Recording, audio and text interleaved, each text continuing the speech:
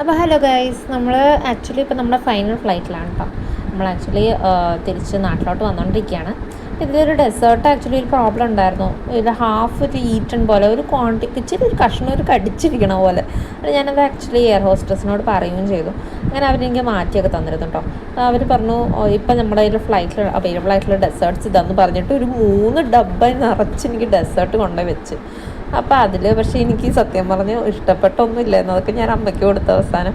പക്ഷെ എന്നാലും അവരുടെ ഹോസ്പിറ്റാലിറ്റി, എനിക്ക് ആ സർവീസസൊക്കെ ഭയങ്കര ഇഷ്ടപ്പെട്ടു. ആക്ച്വലി അവരുടെ കയ്യിലാണ് ഫോൾട്ട്.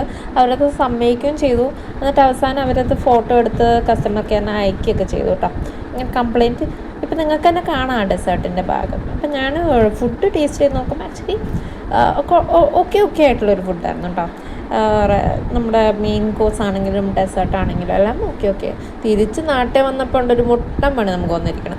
ബാഗേജ് ക്ലെയിമിൽ നിന്ന് ബാഗ് കളക്ട് ചെയ്തിരിക്കുമ്പോൾ ഈ പിടി ഉണ്ടല്ലോ, അത് കംപ്ലീറ്റ് ആയിട്ട് പോയിട്ടുണ്ട്. നമ്മളവിടെ പോയി പറഞ്ഞെങ്കിൽ അവർ പറഞ്ഞു നമുക്ക് ചെയ്യാൻ പറ്റുന്ന കാര്യമല്ല, അങ്ങനെയൊക്കെ പറഞ്ഞ് അവർ ഒഴിയാൻ തുടങ്ങി. എന്നിട്ട് അവർ പറഞ്ഞ് മെയിൽ അയച്ചോക്കാം. മെയിൽ അയച്ചു നോക്കിയപ്പോൾ ഉണ്ടോ അവരും പറയുന്നത് ഇത് നമ്മുടെ ഇതിൽ വരുന്നതല്ല, നിങ്ങൾക്കൊക്കെ കോമ്പൻസേഷൻ കിട്ടില്ല. എന്തായാലും നാട്ടിലാണ്ടേ. അത്രേ ഉള്ളൂ. ടാറ്റാ.